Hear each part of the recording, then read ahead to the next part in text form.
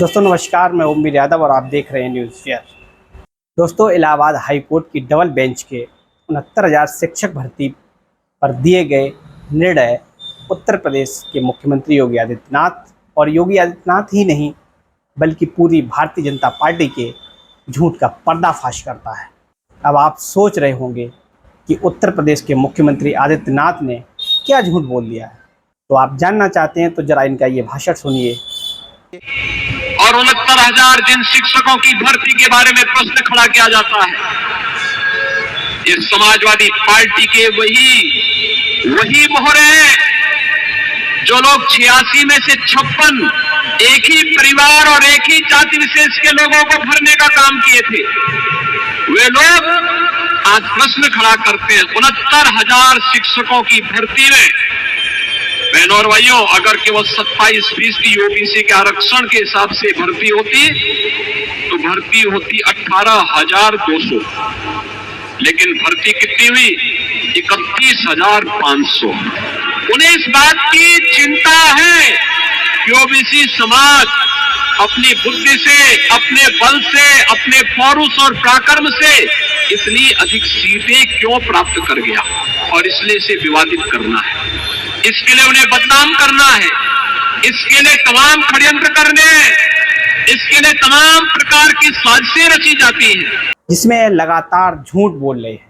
अब आप इसको ऐसे सोचिए कि उत्तर प्रदेश जो पूरे देश में सबसे बड़ा प्रदेश है, उस प्रदेश का मुख्यमंत्री इस डिजिटल दौर में अगर झूठ बोलेगा और अगर इतनी गलत जानकारी एक मुख्यमंत्री को अधिकारी देते हैं और मुख्यमंत्री ये गलत सूचना अपने दिमाग में फीड कर रखे हुए हैं कि 69,000 भर्ती में घोटाला ही नहीं हुआ है, तो अब हाई कोर्ट का यह निर्णय सरकार के गाल पे तमाचा नहीं तो और क्या है। आपको बता दें कि 2019 में 69,000 शिक्षक भर्ती हुई थी, जिसमें पिछड़े और दलित अभ्यर्थियों ने यह आरोप लगाया था कि सरकार ने, यानी कि योगी आदित्यनाथ की सरकार ने उनके साथ भेदभाव किया है। और भेदभाव इस संदर्भ में किया है कि पिछड़े और दलितों का जो रिजर्वेशन संविधान में दिया हुआ है, जो बाबा साहब के संविधान में रिजर्वेशन दिया हुआ है, उसके खिलाफ जाकर उन्होंने काम किया है। और काम क्या किया है कि 69,000 जो शिक्षक भर्ती थी, इसमें दलित और पिछड़ों का लगभग 19,000 पदों में घोटाला कर लिया है। और 19,000 जो शिक्षकों के लिए नौकरियां पिछड़े और दलितों के लिए जो मिलनी थी, उनको जानबूझकर लूट लिया है। ये नौकरियां उन्होंने सामान्य वर्ग के अभ्यर्थियों को दे दी हैं। जात देखकर ट्रांसफ़र और पोस्टिंग करते हैं चुनाव जीतने के लिए। जो मुख्यमंत्री अपनी जात पर गर्व कर रहा हो, उस मुख्यमंत्री को जात के बारे में कितना ज्ञान होगा और उन्होंने किसे नौकरी दी होंगी, इससे आप समझ सकते हैं। यानी कुल मिलाकर दलित और पिछड़ों के जो अभ्यर्थी थे, जो बच्चे थे, उनके साथ अन्याय हुआ है। और इसे लेकर पिछड़े और दलित जो अभ्यर्थी थे, जिनके साथ ये अन्याय हुआ, जिनकी ये नौकरियां लूट ली गईं, उन्होंने लगातार धरना प्रदर्शन किया। तमाम भाजपा के पिछड़े मंत्री, दलित मंत्री, उनको सपोर्ट करने वाले पार्टियों के पास लगातार उनके घर का घेराव किया, उनके पास गए, लेकिन किसी ने भी इन पिछड़े अभ्यर्थियों की मदद नहीं की। अंत में ये कोर्ट गए और कोर्ट ने कल जो डिसीजन दिया है कि सरकार दोबारा मेरिट लिस्ट जारी करे। 69,000 शिक्षक भर्ती में घोटाला हुआ है, इसमें गड़बड़ी हुई है, ये पूरी जो लिस्ट है वो निरस्त करके नई सूची बनाई जाए। अब आप सोचिए कि उन दलित और पिछड़े अभ्यर्थियों के बारे में जिन्होंने इतनी लंबी लड़ाई लड़ी, इतनी जल्लत झेली, इतना अपमान झेला, सर्दी, बरसात, गर्मी में ये अपनी लड़ाई लड़ते रहे। हाई कोर्ट का निर्णय आया है जब, तब इन्हें एक आस जगी है।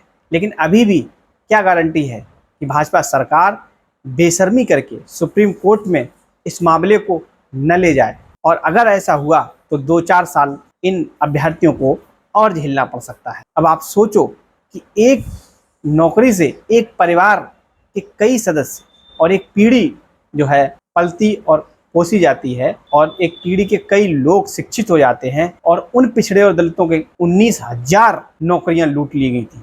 तो आप सोचो कितना बड़ा इन समाज को क्षति हुई होगी। और मुख्यमंत्री कह रहे हैं पुरानी सरकार का आवरण ओढ़ के कि पिछली में एक जाति और बिरादरी को नौकरियां दी जाती थी, यानी कि सीधे सीधे आरोप लगाते रहे कि यादव उनके नाम पर तमाम दलित और पिछड़ों को गुमराह करते हैं और उनके हिस्से का माल खा लेते हैं, कि तुम यादवों पर इतना अत्याचार और उनके साथ अन्याय कर रहे हो, उनके बच्चों के साथ अन्याय कर रहे हो, तो जो अन्य पिछड़े बिरादरी के लोग हैं उनके बच्चों को तो ये नौकरियां दे देते। इन 19,000 में से 2-3 हज़ार जो यादवों के हिस्से में आई थी वो काट लेते, 17,000 16,000 दे देते।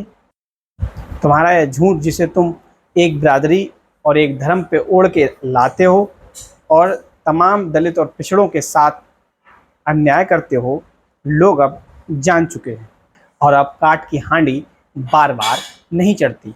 उत्तर प्रदेश सरकार में जिसे मुख्यमंत्री का हकदार होना चाहिए था वह थे केशव मौर्य, और उनके नाम पर ही उत्तर प्रदेश की जनता ने सरकार को वोट दिया था, लेकिन पैरासूट से योगी आदित्यनाथ को टपका दिया गया और ये बड़े शान से दिल खोल के जात जात खेल रहे हैं। खैर, समय पर तुमको और तुम्हारी सरकार को एक खामियाजा झेलना पड़ेगा। तुम्हारी विचारधारा की कुटिल चालें तमाम दलित और पिछड़े समझते हैं कि उन्हें बाबा साहब ने संविधान दे दिया है और संविधान में सबके लिए समान न्याय की बात की गई है। अन्याय करोगे तो संविधान के नियमों का वास्ता देकर तुम्हें दुरुस्त रहना पड़ेगा। इस संविधान को बदलने की बात कर रहे थे ना, इस संविधान ने आज इतनी लंबी लड़ाई लड़ने वाले इतने पिछड़े और दलितों को न्याय दे दिया है। नमस्कार।